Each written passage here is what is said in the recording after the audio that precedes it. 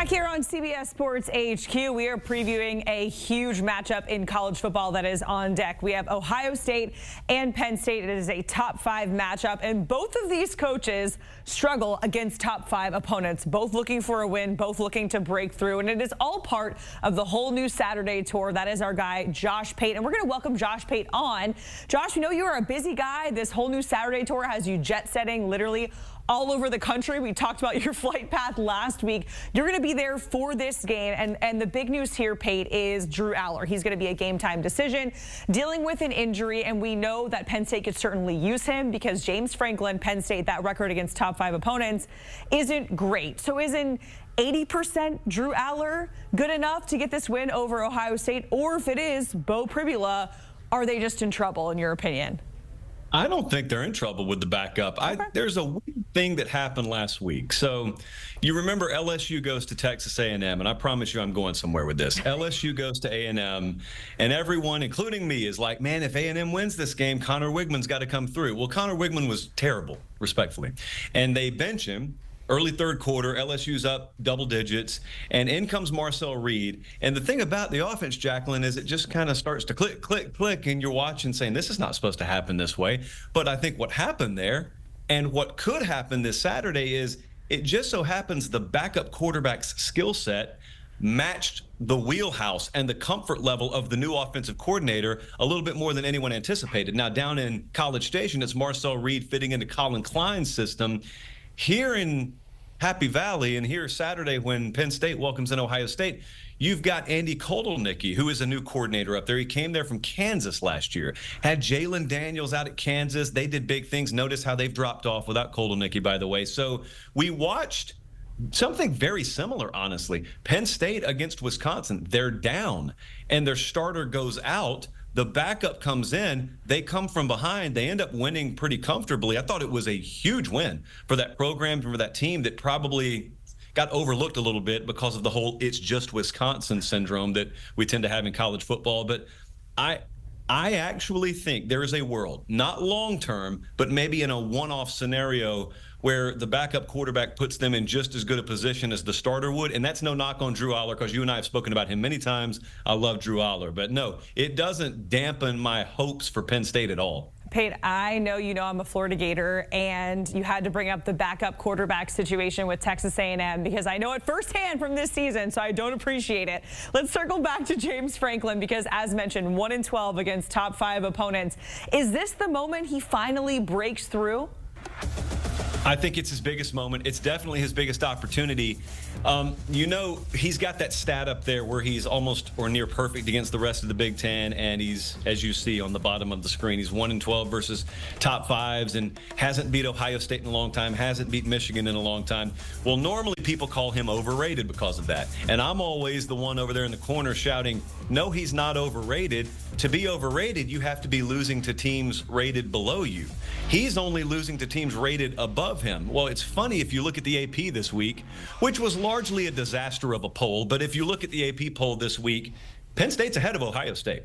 And I don't care if they're not favored, just in terms of rankings, just pure rankings world, Penn State is ahead of them.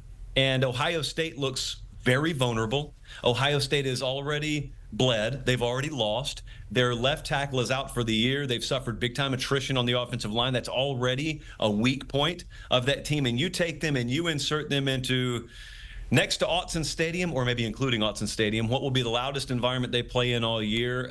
I don't think they have the explosivity in the run game at all that they need to have right now. So what I'm telling you is Penn State should win this game. I don't care what point spreads say. If I'm a Penn State fan, if I'm inside that program and I'm just looking at things objectively, there's no more excuse making. Like, we're in a prime position here. We're the ones still perfect. We're the ones with home field advantage. And we're the ones who have recruited and trained our mind to get ready for this moment. Forget about what the records and trends say. We should win this game. So if he does it, yes, it's a breakthrough moment. And if he doesn't do it, then it is a huge opportunity missed.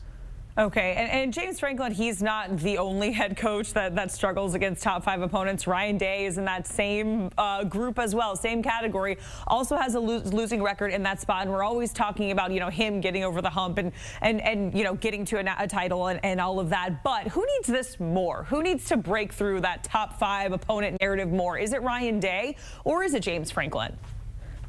When I think of Ryan Day, I don't think of the top 5 narrative.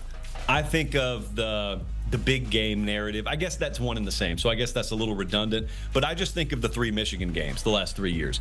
And the perception has been he's got everything taken care of except that last hurdle.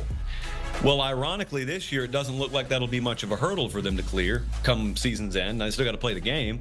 But the Oregon game was one of the big hurdles. They couldn't clear it. They came close, but they couldn't clear it. This is the other big hurdle for them in the regular season. And if they don't clear it, I think my answer to your question is a lot more pressure is on Ryan Day. I think more expectation is on Ryan Day and Ohio State. I don't know about you, but I didn't hear many people predicting Penn State to win the Big Ten and win the national title at the beginning of the season. I remember an army of people, because I was one of them, banging the drum for Ohio State to win the conference and win the title. So might I be speaking with a little emotional investment? Yes. But I never called myself unbiased in this whole thing. So I definitely have some skin in the game here. But I also think just regardless of if you're an Ohio State fan or maybe you're just a New Mexico State fan, innocently watching it all from the periphery, I think you expected more from Ohio State this year, whether that was right or wrong. And therefore, I think a lot more pressure is on Ryan Day. Jacqueline, if he already has 2 losses by just after Halloween, I don't know that they control their Big Ten destiny at that point. Now, since we let everyone in the playoff these days, they'd probably still be in the playoff. But even that would be in a state of serious doubt at that point. Can you imagine a conversation in mid-November, can Ohio State still make the playoff? We're already doing it with Bama. So would we then be doing it with Ohio State? How wild would that be? Josh, we have about 20 seconds left here. I know you said you think Penn State should win, but who do you think actually wins? How does it play out? The Buckeyes are favored in this one. Close. You see how close this is? Very, very close. It is a do-or-die moment for Ohio State. Ohio State's got to get this. I ever so slightly lean towards them finding a way to crawl over broken glass and win this thing. All right, Pate, we certainly appreciate it. Enjoy the game. A huge Big Ten matchup with Ohio State and Penn State. And for more Josh Pate, make sure you check out Josh Pate's College Football Show. New shows in your feed 3 days a week at 8 p.m. Eastern, live on YouTube.